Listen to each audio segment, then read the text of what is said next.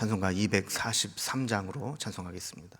243장 찬송입니다.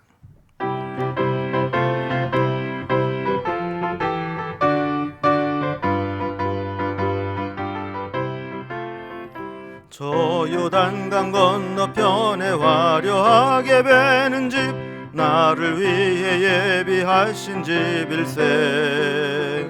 강가에는 생명나무 꽃이 만발하였네. 주의 얼굴 그곳에서 배우리. 주의 얼굴 배우리. 주의 얼굴 배우리. 슬픔 하나도 없고 금빛 찬란한 데서 구속하신 주의 얼굴 배우리. 주가 내게 부탁하신 모든 역사 마친 후 예비하신 그곳에서 쉬겠네. 성도들이 주의 영광 할렐루야 부를 때 나의 음성 그 노래에 합하리. 주의 얼굴 배우리. 주의 얼굴 배우리. 슬픔 하나도 없고 금빛 찬란한 데서 구속하신 주의 얼굴 배우리. 먼저 떠난 그곳에 간 사랑하는 성도들 나를 기다리고 있으리로다. 세상 길을 다 간 후에 나도 거기 올라가 그 집에서 우리 함께 살겠네. 주의 얼굴 배우리. 주의 얼굴 배우리. 슬픔 하나도 없고 금빛 찬란한 데서 구속하신 주의 얼굴 배우리. 이 세상에 머물 동안 주의 일을 힘쓰며 주의 구원함과 은총 전하고 나의 생명 마치는 날 저 본향에 올라가 주의 얼굴 그곳에서 배우리. 주의 얼굴 배우리. 주의 얼굴 배우리. 슬픔 하나도 없고 금빛 찬란한 데서 구속하신 주의 얼굴 배우리. 아멘. 오늘 함께 나눌 하나님 말씀은 구약성경 이사야서 66장 15절에서 24절까지 말씀입니다. 이사야 66장 15절에서 24절까지 구약성경 1049면에 있습니다. 이 말씀을 제가 봉독하겠습니다. 보라, 여호와께서 불에 둘러싸여 강림하시리니 그의 수레들은 회오리바람 같으리로다. 그가 혁혁한 위세로 노여움을 나타내시며 맹렬한 화염으로 책망하실 것이라.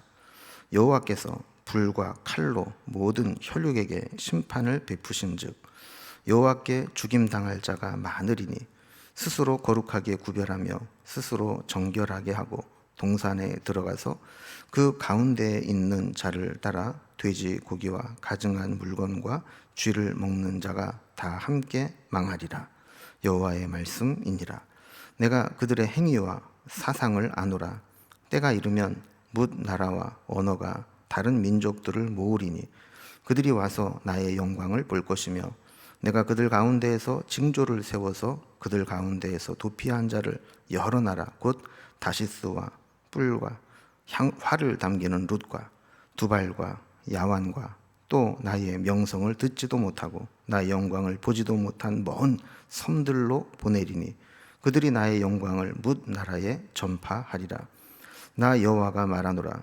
이스라엘 자손이 예물을 깨끗한 그릇에 담아 여호와의 집에 드림같이 그들이 너희 모든 형제를 뭇 나라에서 나의 성산 예루살렘으로 말과 수레와 교자와 노새와 낙타에 태워다가 여호와께 예물로 드릴 것이요 나는 그 가운데에서 택하여 제사장과 레위인을 삼으리라.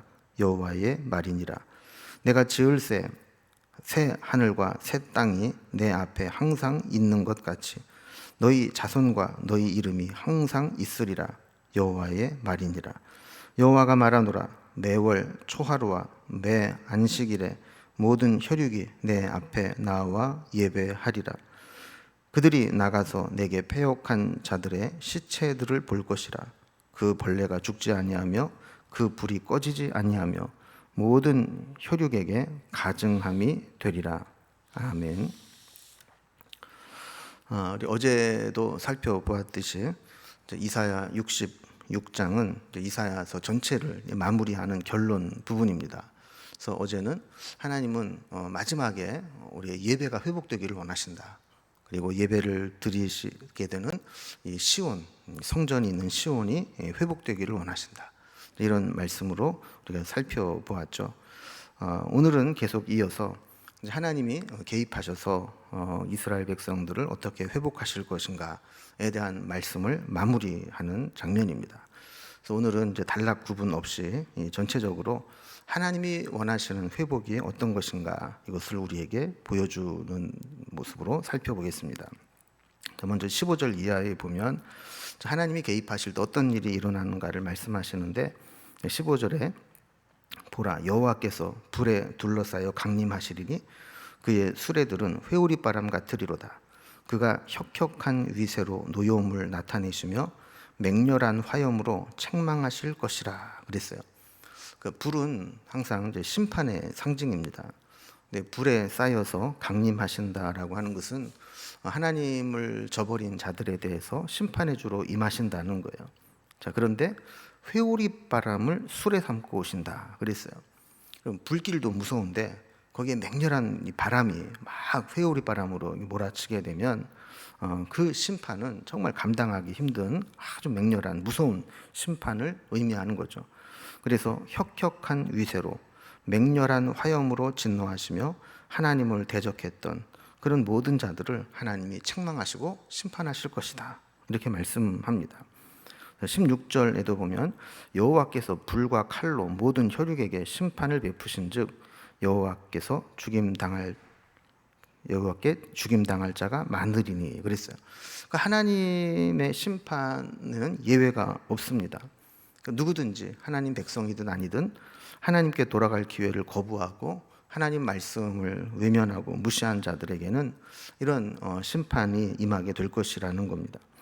17절에 보면 스스로 거룩하게 구별하며 스스로 정결하게 하고 동산에 들어가서 그 가운데 있는 자를 따라 돼지고기와 가증한 물건과 쥐를 먹는 자가 다 함께 망하리라.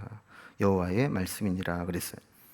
여러분 이거는 문자적으로 보면 안 되고 우리 잘 의미를 해석하면서 봐야 되는데 스스로 거룩하게 구별했다. 또 스스로 정결하게 했다. 그리고 동산에 들어갔다.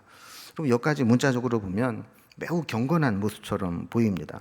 그러니까 목욕제계를 하고 아주 의복을 단정하게 하고 그리고 경건하게 뭔가를 준비하러 나갔다는 거예요. 자, 그런데 이렇게 잘 준비해서 하나님을 예배하는 데 나갔으면 얼마나 좋겠어요. 그런데 그 다음을 보면 그렇게 준비하고 기껏 나가서 뭘 했느냐 하면 돼지고기와 가증한 물건과 쥐를 먹는 자가 함께 다 망하리라. 그러니까 이게 뭐 이상한 사교 같은 것들을 섬기면서 하나님이 싫어하시는 것, 하나님이 가증히 여기는 것, 부정한 것 이런 것들을 함께 행하는 자들과 함께 했다라는 거예요. 그러니까 결국 이런 자들은 하나님께서 다 심판하시고 멸망하게 할 것인데 하나님의 백성들 가운데서도 기껏 그렇게 경건의 형태를 차리고는 그들을 따르는 자들이 있는데 함께 심판하시겠다 하는 겁니다. 자, 그러면서 18절에 보면 이렇게 하는 자들 하나님이 잘 아신다 그래요. 18절을 봅니다. 내가 그들의 행위와 사상을 아노라. 때가 이르면 뭇 나라와 언어가 다른 민족을 모으리니 그들이 와서 나의 영광을 볼 것이며 그랬어요. 그러니까 우상 숭배하는 자들 이런 자들은 아무리 겉모양을 뭐 거룩하고 경건하게 보이도록 꾸며도 하나님을 속일 수는 없는 거죠. 하나님을 배반한 자들은 회개하고 돌아오든지 아니면 심판을 받든지 둘 중에 하나를 해야 된다라는 겁니다. 그런데 이 18절 뒷부분에 보면 하나님의 또 숨겨진 뜻이 있어요.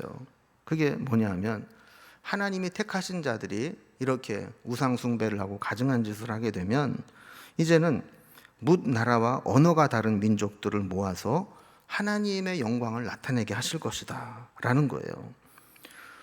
하나님은 혈통이나 민족을 중요하게 여기시는 분이 아니라 하나님을 얼마나 믿고 의지하고 하나님께로 돌아오느냐, 여기에 관심이 있으시다는 거죠. 그러니까 아무리 하나님의 선택받은 백성으로 태어났다 할지라도 하나님을 외면하고 범죄하고 우상숭배에 빠지게 되면 그런 자들은 당연히 함께 심판을 받게 될 것이라는 겁니다. 그러나 반대로 아무리 혈통적으로는 이방인이라 할지라도 그들이 하나님께 돌아와서 은혜를 구하고 하나님을 찾게 되면 그들이 하나님의 영광을 보게 될 것이다. 이렇게 하나님의 그 구원과 영광을 보일 문을 활짝 열어놓으신 거죠. 19절에 보면 내가 그들 가운데에서 징조를 세워서 그들 가운데서 도피한 자를 여러 나라 곧 다시스와 뿔과 활을 당기는 롯과 및 두발과 야완과 또 나의 명성을 듣지도 못하고 나의 영광을 보지도 못한 먼 섬들로 보내리니 그들이 나의 영광을 뭇 나라에 전파하리라 그랬습니다. 자, 하나님께서 어떤 징조를 세우시겠다 그랬습니다. 근데 이 징조가 어떤 것인지 구체적으로 밝히고 있지는 않지만 이 징조는 모든 사람이 하나님의 능력을 보고 하나님을 인정할 수밖에 없는 그런 징조가 나타날 거라는 거예요. 그리고 이 징조를 본 자들이 세계 여러 나라에 보내어서 하나님의 영광을 전하고 그들도 하나님께로 돌아오게 하시겠다는 거예요. 여기에 나오는 다시스는 지금의 이제 스페인을 얘기하는 거고, 뿔과 활을 담기는 롯은 아프리카의 북부를 이야기하는 겁니다. 그리고 두발은 지금의 터키, 야완은 이제 그리스 헬라를 의미하는 겁니다. 그러니까 여기에 나타나 있는 이 지명들은 전부 이 지중해를 중심으로, 그러니까 그 당시에 그 세계의 중심이었던 이 지중해를 중심으로 해서 여기에 인접해 있는 모든 나라들, 모든 도시들, 모든 섬들에게 다 그 하나님의 사람들을 보내서 하나님의 영광을 전하게 할 것이다 그랬어요. 자, 이렇게 흩어져서 하나님의 영광을 전하고 나면 그들 중에서 하나님께로 돌아오는 자들이 있을 거라는 거예요. 하나님께 영광을 돌리게 될 것인데 20절에 보면 나 여호와가 말하노라 이스라엘 자손이 예물을 깨끗한 그릇에 담아 여호와의 집에 드림같이 그들이 너희 모든 형제를 뭇 나라에서 나의 성산 예루살렘으로 말과 수레와 교자와 노새와 낙타에 태워다가 여호와께 예물로 드릴 것이요 그랬어요. 그러니까 그들이 하나님의 영광을 보고 돌아오면서 하나님 앞에 예물을 바치는데 아주 귀한 것을 깨끗한 그릇에 담아 바치고 먼 곳에서 오는 자들이 말과 수레와 교자와 노새와 낙타에 태워서 멀리서도 열방이 다 하나님께 돌아와서 정성을 다해 예물을 바치고 예배 드리게 될 것이다. 그렇게 말씀을 하는 겁니다. 자, 그러면서 그들을 하나님께로 인도하는 자들은 제사장 나라로 삼겠다 그랬어요. 21절에 보면 나는 그 가운데에서 택하여 제사장과 레위인을 삼으리라 여호와의 말이니라 그랬어요. 하나님을 알지 못하던 이방인들이 하나님께로 돌아오는 것만으로는 충분하지 않았다는 겁니다. 저들을 계속해서 하나님께로 인도해 줄 사람들이 필요한데 그들을 하나님께로 더 가까이 인도하는 사명을 감당하게 되는 자들을 세울 거라는 겁니다. 자, 이렇게 하나님의 은혜로 회복을 경험한 것은 새하늘과 새 땅과 같이 전혀 새로운 세상이 됩니다. 그런데 이렇게 새롭게 된 세상은 특징이 영원히 지속된다는 거예요. 이 땅에 이 세상은 언제든지 엎어질 수 있고 뒤집어질 수 있고 망할 수도 있지만 하나님이 회복해 주신 새하늘과 새 땅은 영원히 지속된다는 거예요. 그래서 22절에 보면 항상이라는 말이 2번 반복해서 나오는 것을 보게 됩니다. 그러니까 새하늘과 새 땅이 항상 하나님 앞에 있는 것과 같이 하나님께로 돌아온 자들도 항상 하나님 앞에 있게 될 것이다. 그래서 이제는 하나님께로 돌아오고 구원과 은혜를 입은 자들은 변함없이 항상 하나님과 함께 할 것이다, 약속을 해주세요. 23절에서는 이렇게 새로운 세상에서 새로운 은혜를 지속적으로 받으려면 필요한 조건을 하나 말씀합니다. 그게 뭐냐면 매월 초하루와 또 매 안식일에 하나님 앞에 나와서 예배해야 된다라는 거예요.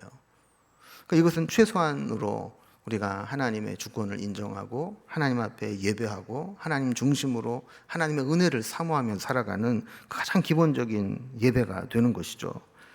24절은 이러한 은혜 중에도 하나님을 배신한 자들이 있게 되는데, 이런 패역한 자들은 시체가 되고 불이 꺼지지 않는 지옥에 떨어지게 된다라고 말씀합니다. 그런데 이 지옥의 고통은 시간이 지난다고 사라지는 것이 아니라는 거예요. 그 벌레가 죽지 않고 계속해서 힘들게 하는, 그래서 지옥의 고통은 시간이 지난다고 사라지는 것이 아니다. 여러분, 하나님께서 이렇게 강력하게 경고하시면서 말씀하시는 것은 사실은 니들 한번 이렇게 심판을 받아봐, 이런 고통을 받아봐, 이런 의도가 아니라 하나님은 그 정도로 우리에게 예배가 회복되고 하나님과의 관계가 회복되기를 원하시는데, 이렇게 강력하게 경고함으로 인해서 다른 마음을 품고 하나님으로부터 멀어지려고 하는 마음이 생길 때마다 그 말씀을 경고의 말씀으로 삼으라는 거예요. 우리의 예배는 하나님이 원하시는 만큼 온전히 회복되고 있는지, 그리고 하나님과의 관계는 우리가 늘 문제없이, 이상 없이 하나님이 원하시는 대로 잘 유지되고 있는지 돌아보면 좋겠습니다. 또한 이방인들을 포함한 열방이 하나님께 돌아와서 하나님의 백성이 되기를 하나님은 원하십니다. 그러니까 누구는 선택받은 백성이고 누구는 저주받은 이방인이고 이게 아니고, 누구든지 이제는 열방이 다 하나님께로 돌아오기를 원하시고, 마지막 때가 되면 하나님의 구원은 활짝 열려서 마치 추수할 때와 같이 그렇게 하나님 백성들을 모으시게 되는데, 중요한 것은 우리도 그 일에 동참하는 자가 되어야 된다는 거예요. 우리가 제사장의 나라가 되고 하나님의 레위인처럼 쓰임을 받아서 돌아오는 자들을 하나님께로 더 가까이 인도하는 그런 사명을 가져야 된다라는 겁니다. 그래서 이사야서를 오늘 이제 마무리를 하게 되면서 하나님은 마지막 때에 이 구원의 문을 활짝 열어놓으시고 누구든지 하나님께로 다시 돌아오고 회복되고 예배가 회복되고 공동체가 회복되고 이 회복에 대한 비전을 이렇게 주시면서 행여라도 우리가 여기에서 떨어지지 않도록 하나님께서 우리를 굳건하게 말씀으로 붙잡아 매시는 것을 보게 됩니다. 이제 오늘까지 이사야서의 말씀을 마무리하면서 오늘 마지막 메시지를 다시 한번 마음에 품었으면 좋겠습니다. 우리의 예배는 정말 하나님 앞에 회복되고 있는지, 그리고 우리의 공동체는 회복되고 있는지, 그리고 우리의 모습을 통해서 우리가 제사장 나라가 되고 레위인이 되어서 하나님께로 더 가까이 사람들을 인도하는 그 사명을 잘 감당하고 있는지 우리가 돌아보면서 주님 앞에 주님이 원하시는 삶을 살아갈 수 있기를 주님의 이름으로 기원합니다. 기도하겠습니다. 하나님 아버지, 하나님께서 이사야 말씀을 마무리하면서 만민이, 열방이 하나님께로 돌아오고 하나님을 경배하며 우리의 모든 것들이 회복될 것을 말씀해 주시는 것을 살펴보았습니다. 우리는 세상에 취해 살면서 너무 이 세상이 전부인 것처럼 살고 있지는 않았는지 돌아봅니다. 이제 하나님 말씀을 듣고 이사야서를 마무리하면서 만물이 하나님께로 회복되기를 원하시는 것처럼 우리도 하나님께로 다시 회복되기를 원합니다. 예배가 회복되게 하시고 우리의 공동체가 회복되게 하시고 또 우리의 모습이 회복되게 하여 주셔서 우리뿐만 아니라 우리가 제사장 나라가 되고 레위인이 되어서 세상을 주님께로 더 가까이 인도해 낼 수 있는 사명을 감당하는 저희들이 되게 하여 주옵소서. 우리가 하나님으로부터 멀어지려고 하는 유혹을 받을 때마다 이 말씀을 붙잡고 더 가까이 하나님께로 나아가는 삶이 되게 하여 주옵소서. 오늘도 우리와 함께 하실 하나님을 기대하오니 주께서 우리의 모든 언행 심사를 지켜주시고 이른 아침부터 해가 지고 하루를 마무리할 때까지 우리의 모든 삶 가운데 우리의 선한 목자가 되시고 아버지가 되시고 구주가 되시고 인도자가 되어 주옵소서. 주님께 오늘 하루를 온전히 부탁드리며 예수님의 이름으로 기도드리옵나이다. 아멘. 각자의 기도의 제목들로 자유롭게 기도하시겠습니다.